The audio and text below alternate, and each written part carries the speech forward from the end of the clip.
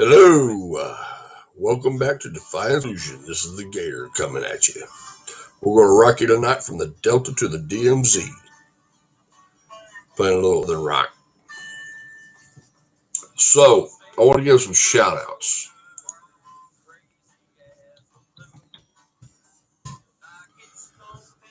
And Scrap Dog, shout out for you, brother.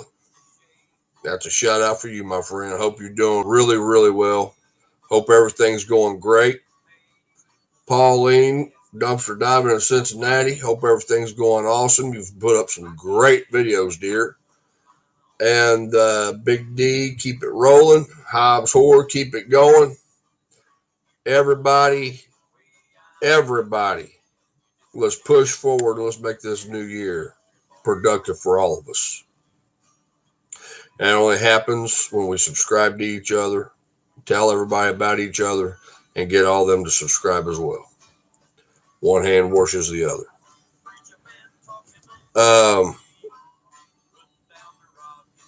Was wondering what people thought possibly about me doing another segment on 80s metal. As you know, I'm very passionate about 80s metal. And I think I would like to do another segment on 80s metal. And I think the more segments we do out, the more truth that comes out. Maybe we can get some new talent out there jamming, you know? I mean, that's the ultimate goal, right?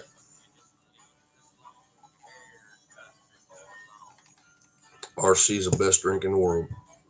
Anyway. Yes. Let's do some more 80s metal stuff. Matter of fact, I'm going to do a little bit of it right now. Who remembers Udo? Balls to the Wall. Remember that? Awesome song. He played Whacking in Open Air. And it was like, I mean, it put tear in your eyes. It was like watching Queen out there with Freddie Mercury, and you know how everybody did the unison clapping and all that. It was awesome, man. You know, and then you got Doro with Warlock, you know, Doro Pesh with Warlock with All We Are, and, you know, Fight for Our Rights to Rock. And I mean, it's just so many great songs she put out. And, you know, Floor Jensen with Nightwish now, Tarja still out there. You know, Alyssa Glues is still out there with Arch Enemy. I mean, phenomenal singers. The best one, in my humble opinion, is Melissa Bonney, the Queen of the Damned. She's doing like 5 bands right now, and some solo folk stuff. And she's extremely impressive. If you want to see what she does, check her out with War Kings and Queen of the Damned. She's the Queen of the Damned. Now,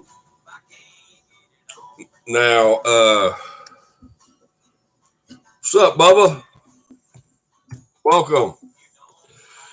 Now, Queen of the Damned, which is Melissa Bonney, she is far by the best female vocalist going today in that genre of music. There's not even a man out there that I know of that can hold a stick to her, except for maybe the great Sully Erna from Godsmack. I mean, that says a lot. And then you got, you know, the 80s bands, you know, Priest, Maiden, Motorhead, Limit. And then we got, let's see here. I want to keep on. Black Sabbath with Ronnie James Dio, preferably. But they were with Ozzy too. I mean, you know, whichever you like, you know. I like both of them, but I prefer the one with Dio. To me, it sounded more hardcore with Dio. His voice just brings, I mean, Dio's voice and Tony Iommi's guitar just, oh my God. It was just unreal. It was like a tag team back again type thing. You know, and then there were some shifts. Deep Purple, you know, I don't know the whole story about Deep Purple. It's very complex. And Vince, this is Mount Boy Gator. Welcome.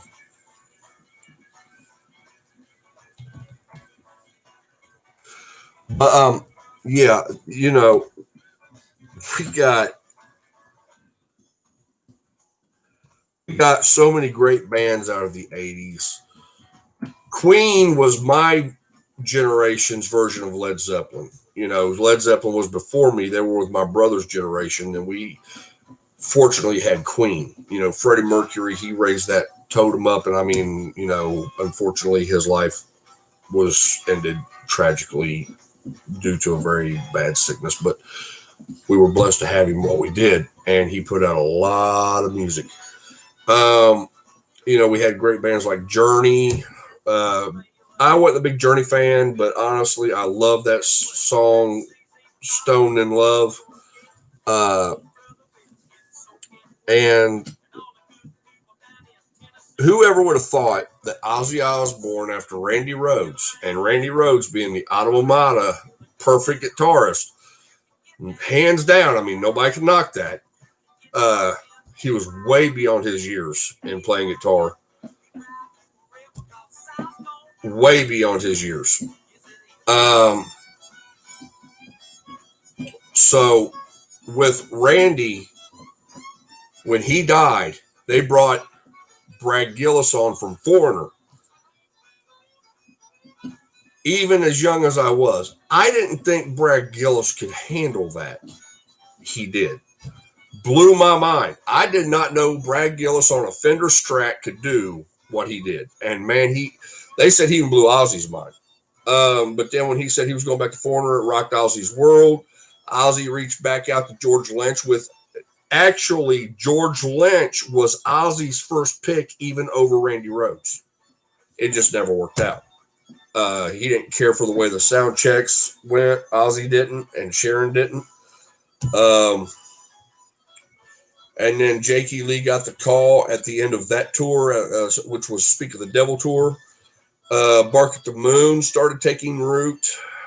And when Bark at the Moon started taking root, they contacted, it was the bass player for Slaughter. I forget his name right off the top of my head. But anyway, he was out there helping Ozzy and Sharon find talent as far as guitarists went. And he went and got like the 10 best in LA, and Jakey Lee was amongst them. Jakey Lee showed up. They did a 5-minute, you know, whatever you wanted to play. They did a couple of photos with a Polaroid and sent the bio over to Sharon and Ozzy. And Jake was noticed because he had long hair. He looked the part at the time. He played like a devil. And, you know, he played Charvel, which was a souped up guitar. I mean, that was like taking a Chevy Nova and sticking a 455 Rocket in it with a 6-pack under it. I mean, you know, and Nos on top of that. I mean, Charvel was the shit. And they're back, by the way, Charvel Guitars. So check them out. Charvel Guitars. Check those out. You know, Charvel, if you sell a bunch of guitars off of this, please remember I'm the one who said something, so you can send me a freebie. Anyway, Charvel was Jake's main guitar. Jake came on and he auditioned for Ozzy. He messed up every song. Didn't think he got it. Ozzy was so angry with George Lynch that he come backstage, looked at George, looked at Jake, and he said, "Jake, do you want it?" And Jake said, "Well, yeah." And George got shut out again. You know, and they said that, you know, basically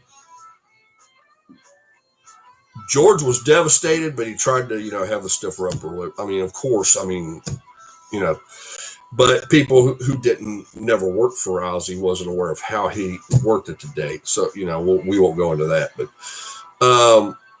And then there was Dio coming out with Vivian Campbell when he went out on his own. Vivian Campbell was like Dio's own version of Randy Rhoads. They kind of discovered each other.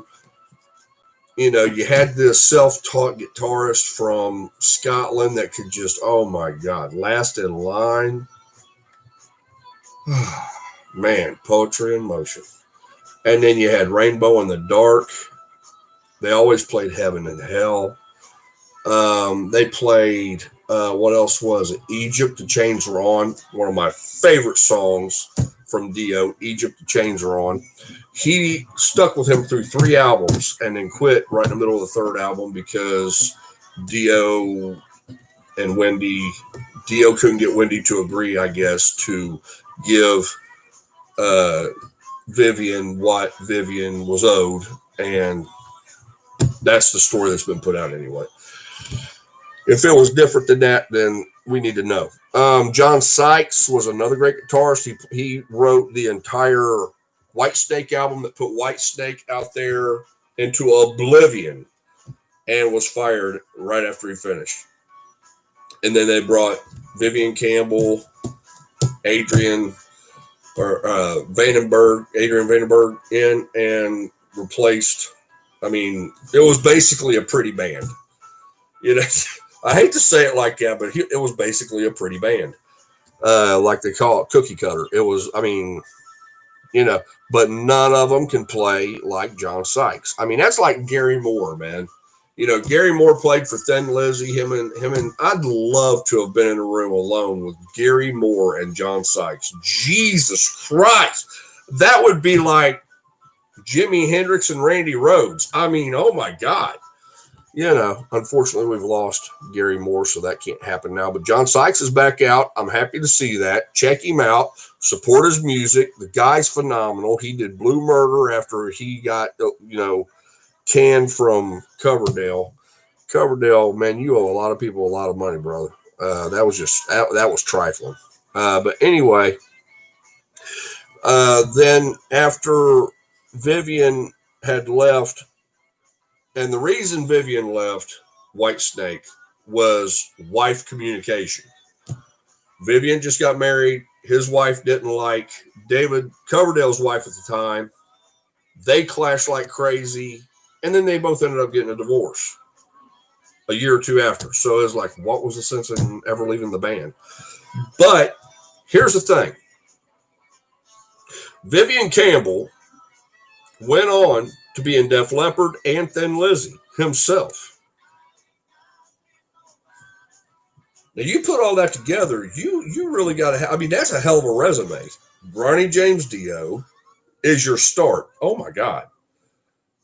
Your second is Whitesnake. Really? Third, Thin Lizzy, then fourth, Def Leppard. I mean, and he's been with Def Leppard now for years.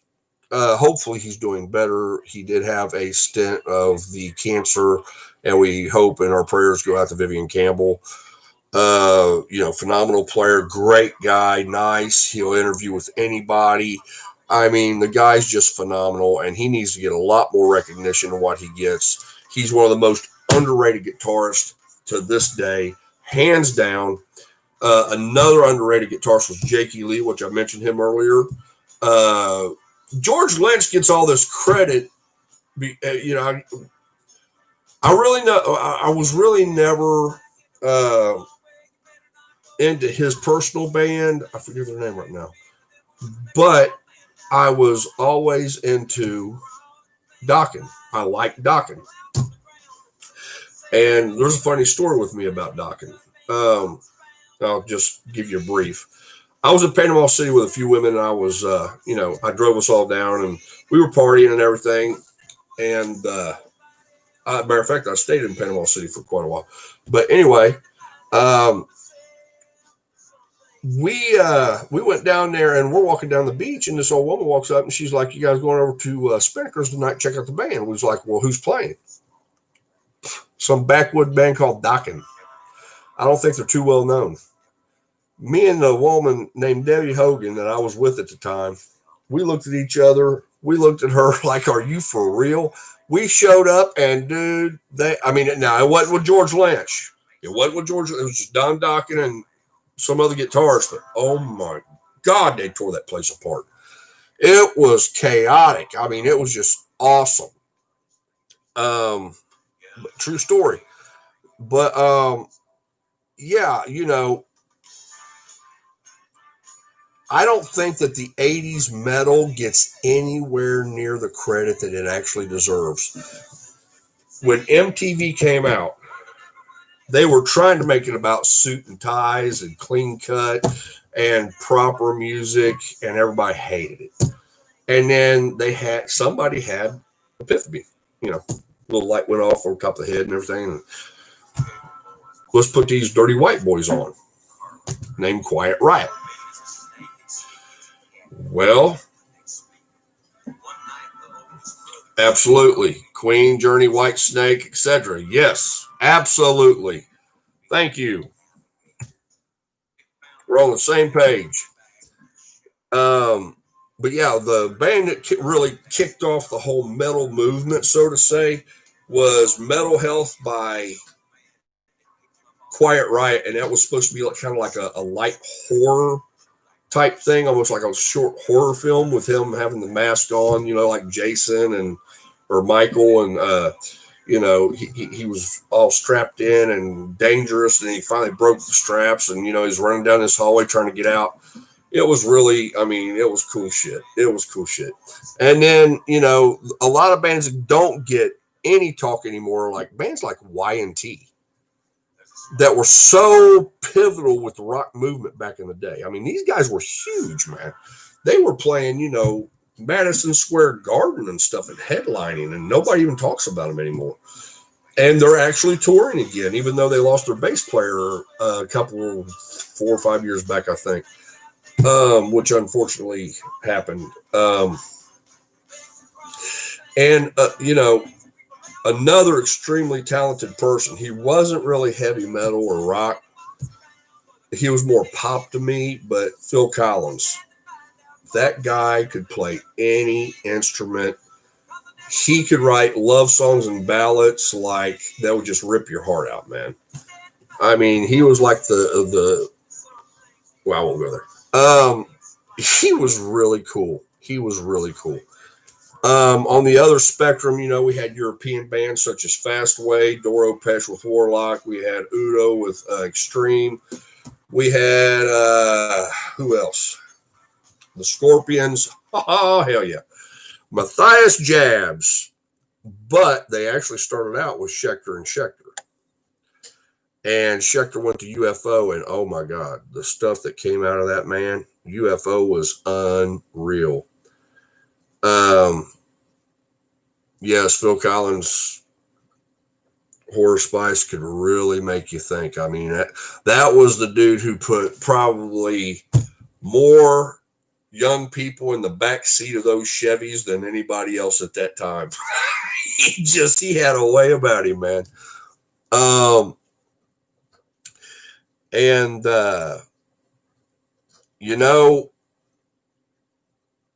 Richard Marx, he was another one that could write great love songs. Richard Marx used to sell his music, and then he actually started performing. And then Kenny Loggins was another one. But every time I think of Kenny Loggins, it's Meet Me Halfway Across the Sky, and also the Caddyshack. I love that movie. I mean, to me, Caddyshack was one of the all-time great sports movies. It's kind of like the golf version of Slapshot. How could anybody not watch Slapshot and laugh their ass off and have a great time? I mean, that's just beer and popcorn city, man, or beer and pizza. You have got to watch Slapshot. I mean, Slapshot is the shit. And that was made back, the early 70s. And then you had Caddyshack coming out in the 80s. Stripes came out. I mean, Ghostbusters. Ray Parker Jr., I believe was his name. And he came out. He did the Ghostbusters soundtrack. And he also did I'm in Love with Another Woman. Ha-ha! Yeah. I love that whole rhythm part to that song. That was a phenomenally well thought out song. That song could have gone so much further with the right kind of backing. And that brings me to the business side of this. Back in the day, the rockers and pop people and all, they knew they really mattered, because when you go to a bank, you're getting signed to, say, just for instance, a $50 million deal. That was pretty standard back in the day, $50 million deal. But now that was, to take care of everything.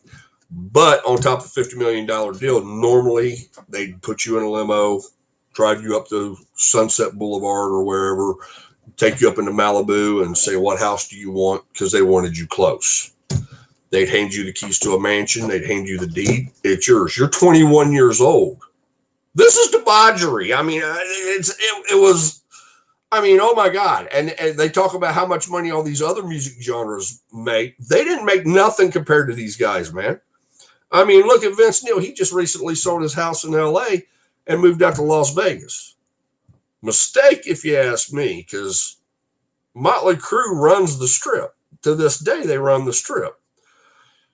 But, also Motorhead did, and we had Montrose and we had, the Eagles. And I mean, for all practical purposes, even Lynyrd Skynyrd, the original lineup, they was out that area. I really, really, really, really liked Motorhead. A big Lemmy fan. He told it the way it was. If you didn't like it, tough, and I think that's the best way to be. Speaking of Motorhead, he had a few good hits, and when he did that I Ain't No Nice Guy with Ozzy, that was absolutely phenomenal. Ozzy and Lita doing a song together, If I Close My Eyes Forever, that song was absolutely unreal. I mean, that really broke a lot of boundaries for Ozzy, and for Lita. I mean, that kind of crossed her over to the mainstream, as they might want to call it. And, there's bands such as Fastway. Now, Fastway was doing really good. And then they made a cardinal mistake. They came out with a song called Say What You Will, and it was all over the billboards. Worldwide, not just in America, but worldwide. I mean, it was all over the billboards. And then they did the soundtrack, the entire soundtrack, as far as I know, for the great rock horror flick, Trick or Treat, which my buddy over at Hobbs Horror, I'm sure he can do a sketch on that for you. Trick or Treat was probably one of the best horror flicks for the day. But after they did that, and it was such a massive hit, that whole album was just a freaking hit. Every song on there, it was kind of like when Cinderella came out with Night Songs. Every song on there was just you could listen to all of it over and over and over and over again. It was just awesome. And then nothing, they took like a 4 or 5 year break, they were very selective all of a sudden about shows they played. You can't do that. When you're hitting the iron and it's red hot, you keep it going. I don't know what's wrong with these artists. I mean, Adele fell victim to it. I mean, she came out with Rolling in the Deep, decides she's going to take a 4 year break, comes back out, and now she's upset because her audience ain't with her no more. It's not the type of music. It's not her. She distanced herself from her audience. You cannot do that. I don't care how big you are, you will lose people. David Coverdale, as much as he distanced himself from his audience, he never stopped performing. I've seen David Coverdale videos of him performing in front of 20 people in Japan, and they said that the 20 people in Japan paid him as much as if he played an entire Coliseum. What's the problem? If 20 people want to put that kind of money into you, I mean, come on. You'd be a fool not to do it. Because it all boils down to the dollar. And you have to be smart. You have to be smart. You've got to play the game and you got to play it to win. In the 80s, they played it to win. In the 90s, the banks cut the money off. The mansions weren't given out no more. They kept people on the road. They rode them until they died or they just gave out. And there's a lot to be said for traveling on the road.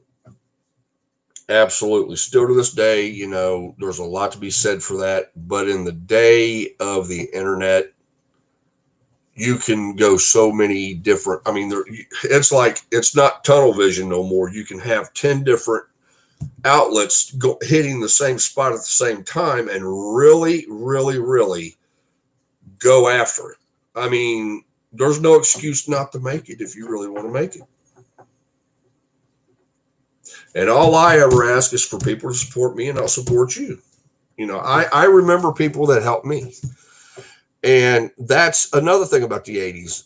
Before the thing between Guns N' Roses and Motley Crue, everybody got along. Everybody was in the studio helping everybody. Okay, perfect example. Everybody thinks that Bon Jovi wrote by himself Wanted Dead or Alive. Nobody realizes Robin Crosby from Rat was touring on the bus with them because he didn't want to deal with Rat's bus because they were all arguing all the time.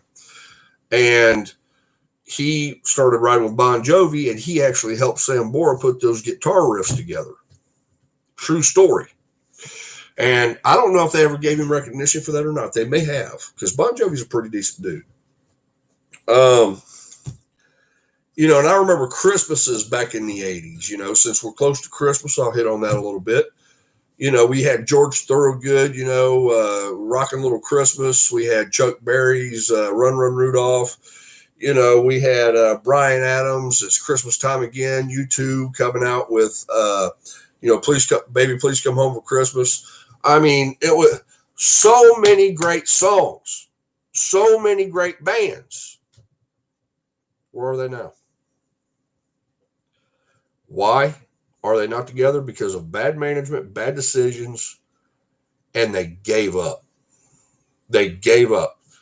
The last person that should have gone to represent the 80s metal against the PMRC and Al Gore and Tipper Gore was the people who showed up.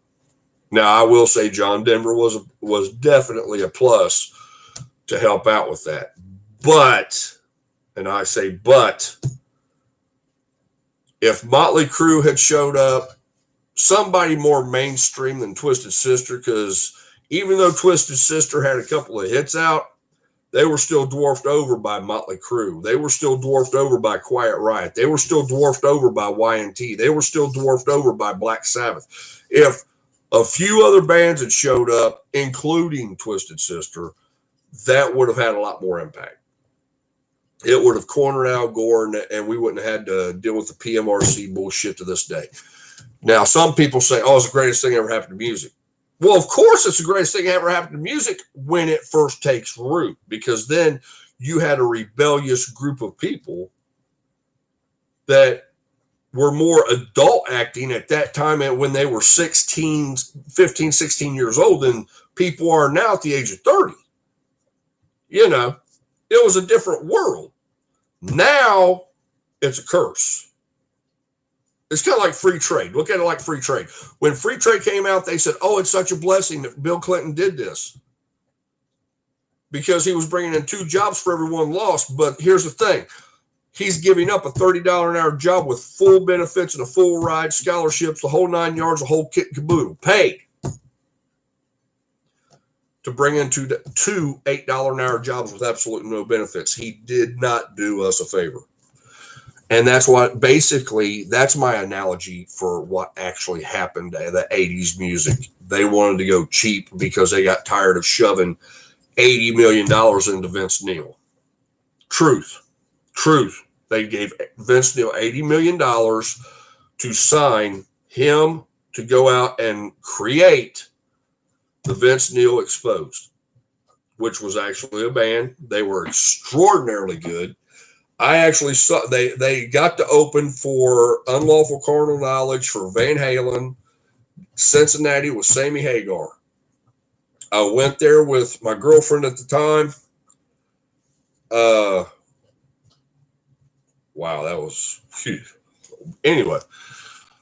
Went there with my girlfriend at the time, and I have never heard what I heard at that show.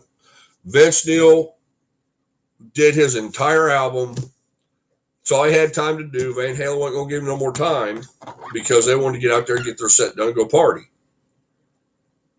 But then the crowd kicked up. When the crowd kicked up, they called Vince Neil back out. He got to do an encore because it's Cincinnati. Vince Neil's town is Cincinnati. Everybody knows that. So when Vince Neil comes back out, the crowd went ape shit. And he did all his Motley Crue shit. He was on stage for a good, I mean, he was supposed to be on for a half hour. He was on stage for a good hour and 15 minutes. And when he went to leave the stage, people were booing Van Halen at first. And then when Van Halen came out and he did his whole drill thing with, you know, the Pound Cake song and all that, people lost their fucking shit. But yeah, you know, rock and roll, it's a funny business, you know, and nobody likes to talk about like Faster Pussycat, Jane's Addiction, you know, Hanoi Rocks, which is singing the blues now. I'm trying to lay the guilt trip on Vince Neil, which I don't get after this many years. Motley Crue really set the totem pole. If I could give the crew any advice whatsoever, as good as Tommy Lee is as a showman, he's really not produced nothing drum-wise that's worth a shit since Dr. Feelgood. I mean, that's just real talk. I would like to see someone like a Tommy Aldrich get in there, which has played for Ozzy and Whitesnake, still playing for Whitesnake, played for Blue Murder, and he's played for several other venues. He's probably the best drummer going now since Neil Peart is no longer with us, unfortunately, from Rush. This guy, they call him the octopus on drums is what they call him. The guy's phenomenal, man. I mean, if I was in Nicky's shoes, I'd be telling Tommy, well, you didn't want to be around Vince. You caused all these problems. You've created all these setbacks for Motley Crue because of your dislike for Vince. When you guys grew up as best friends, now you hate his guts, which that can happen. I mean, you know, not pointing the gun at him or nothing. It could be as much Vince's fault as his, but Vince is the front man. Tommy's the drummer. There's a big difference there. People, when they relate to a band, they normally relate to the lead guitarist, the singer, and that's usually the main two that they relate to. Due to the fact that Nikki Sixx had such an overwhelming, overbearing, confident. I mean, he had so much confidence, and he just spewed of. I mean, oh my God, the guy was just a phenomenal. I don't even know why they even brought Bob Rock in. I mean, on Dr. Feelgood, I don't understand that at all. Nicky, I mean, okay, yeah, he fine-tuned it, but they had Michael Angelo playing guitar with Mick Mars anyway. I mean, what was the sense in that? I mean, that was a waste of money. You know, to me, if the wheel's not broke, don't fix it. But you know, they know about more what they wanted out of the sound than I do, I guess. You know, when I think of the perfect Motley Crue, I go all the way back to Shout at the Devil.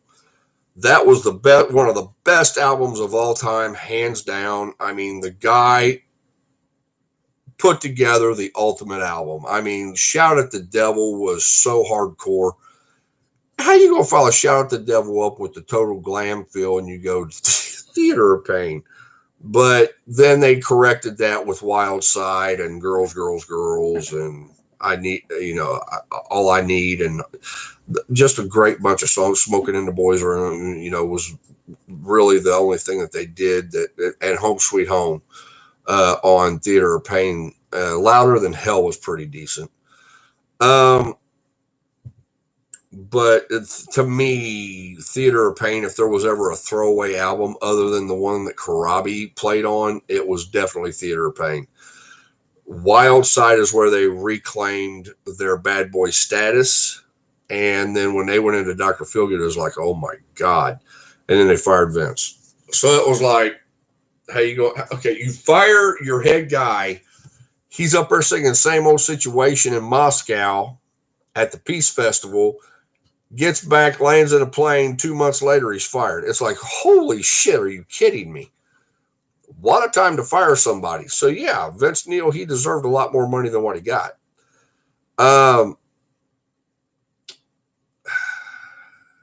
Another person that did very well in the 80s was Robert Palmer. Addicted to Love, Bad Case of Loving You, which was also known as the notorious Doctor Doctor song.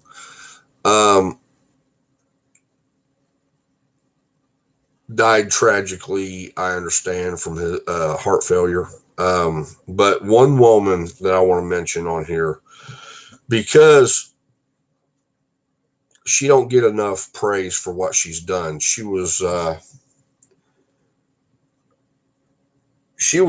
and she broke the mold for a lot of hair bands and rockers and metal artists as well. And that was Joan Jett. Phenomenal singer, my God. And then she did the movie with The Light of Day. The thing that I've noticed looking back at that time, like Joan Jett, she did a movie, Light of Day. You had Fastway, Gene Simmons was in Trick or Treat, Absolutely, man. Joan Jett's awesome, bro. Awesome. Totally concur. Yeah, definitely a Jet fan. But Gene Simmons, when they did Trick or Treat, him and Ozzy were both in that movie. Ozzy's done a few things more than most, Gene as well. But for the most part, rockers that like touched over into the movie thing, they did like one movie and walked away or whatever. Luckily for Joan Jett, that movie set the tone for I Hate Myself for Loving You, and that whole album is just apocalyptic. I mean, it's really, really good. The biggest travesty, well, let's go in the other direction for a moment. The biggest travesty in the 80s, the laughing stock, the people that were serious, that they made them go out and they intentionally screwed the band to where they would fail, was Europe. Who in the world has you open MTV Awards with The Final Countdown and they have you close the MTV Awards with the same song, The Final Countdown? I will never forget that. I was just a kid at the time, teenager, but I was thinking to myself, okay, did they not get it right on the first cut? Why are they redoing the same song? Why didn't they go into Carrie or something?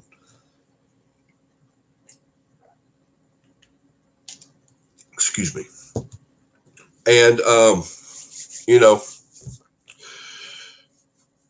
Europe had a lot of potential. I mean, and another band that had a lot of potential that was a one-hit wonder, Soraya, Love Is Taking Its Toll, that she had a lot of potential as well. And these were bands that were just totally shut out. Tokyo, they had a lot of potential. Fly By Night, Wild Side had a lot of potential. Hang On Lucy, Hang On Tight. I mean, when you say that and it's from somebody around my age group, it's like, what? I ain't heard that song in 30 years. And then when you go play it, it's like, holy shit, that is just tight. That's good. That's awesome shit. Why don't they write like that no more? They're not allowed. Unless they break the rules and go after the powers that be. Like me. I have no problem with going after the powers that be. I go against the grain every day. Um, but for a lot of metal bands in the 80s, when they were at their height, you know, I want to say 90, 89, 90, 91, there was like just a surge of one hit wonders or two, three, four hit wonders, hair bands that just, I mean, bombarded the scene. Steelheart, awesome band, great songwriting. Guy could sing his ass off. I think his name's pronounced Miljinki. Did Angel Eyes. What was that? Never Let You Go. That's the name of it. That's the official name of it. Never Let You Go by Steelheart. And Everybody Loves Eileen. And Sticky Side Up. Those were the big three for them. And then, Striper had their breakout with To Hell with the Devil early in the 80s. And then they had another one that came out that kind of broke at that time too. So they kind of had a resurrection type thing going on there. And then,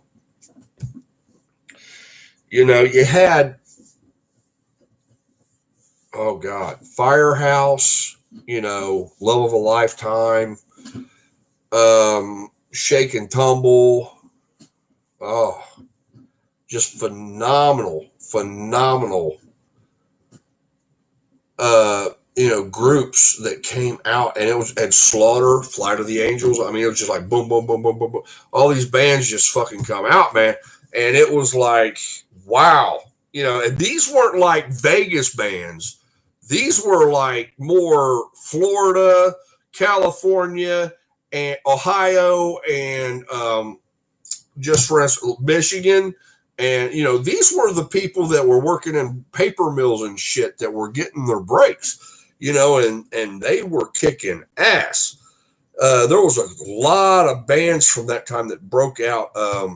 Some of them, Fatal, I forget, Fatal Feminine or something like that. In and Out of Love. Yeah, that was the name of the song.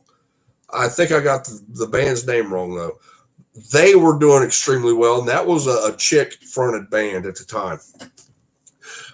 Vixen was really doing well at that time. Love is a Killer. I mean, that ballad broke, and it was like, oh my God, they're back again.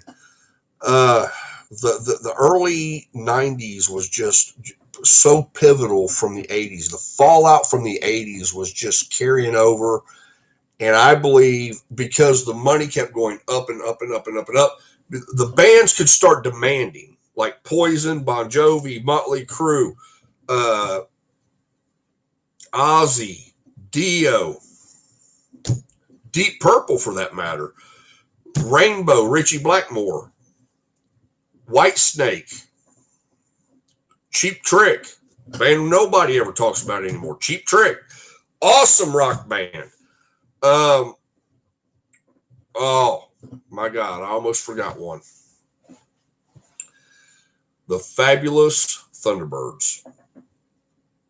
Now, you may not like that Texas jive and all that, but man, I gotta tell you, they had some good hits.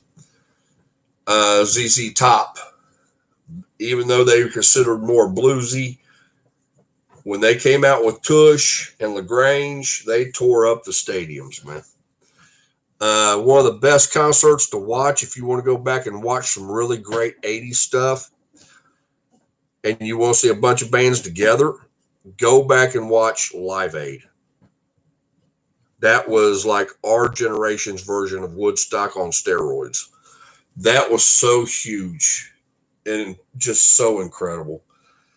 So many great bands. Everybody's got this thing about they all want to be the next Queen. Nobody's ever going to top Queen. I mean, how many bands do you know of that's going to sit down and write Bohemian Rhapsody? I mean, come on. Now, it's great to set your marker up there, but don't set your marker up so high where when you don't make it, you get shot down.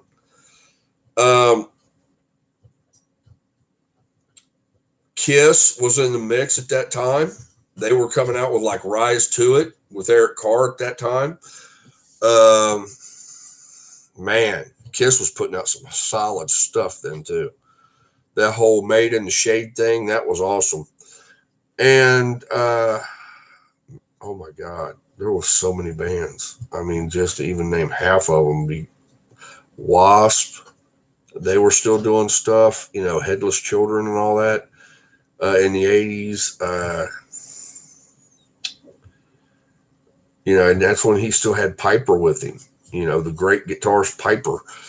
And we had Judas Priest and Iron Maiden. Iron Maiden couldn't get no airplay, but yet they could pack Long Beach Arena for a whole week with no airplay. How does that happen? They were that good. And they put on a hell of a show, and they had spectacles behind them to entertain people. And I remember the big mummy coming out and it's grabbing people on stage and stuff. They was all cracking up while they was trying to play. It was a good time, man. The 80s was a good time. Everybody really, really, really loved the 80s because it was a good time. People got dressed up. They took care of themselves. If somebody fell, people didn't just walk over them. They helped them up, People helped each other with music, hand in hand. One hand washes the other, as they say. You also had your Warrants, your Bullet Boys.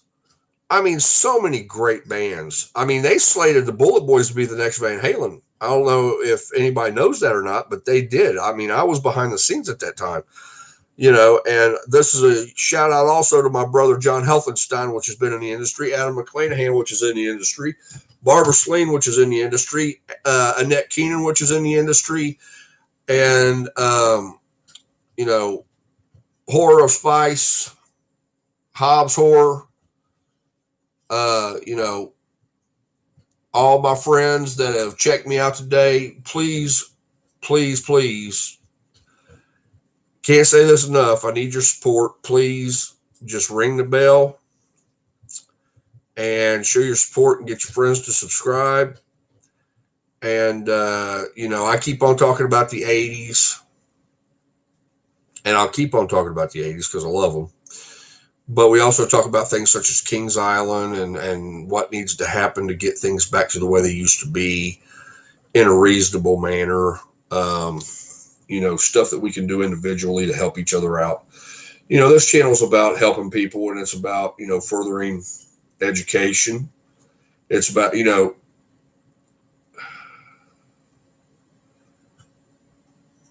worst thing you can do is not seek knowledge.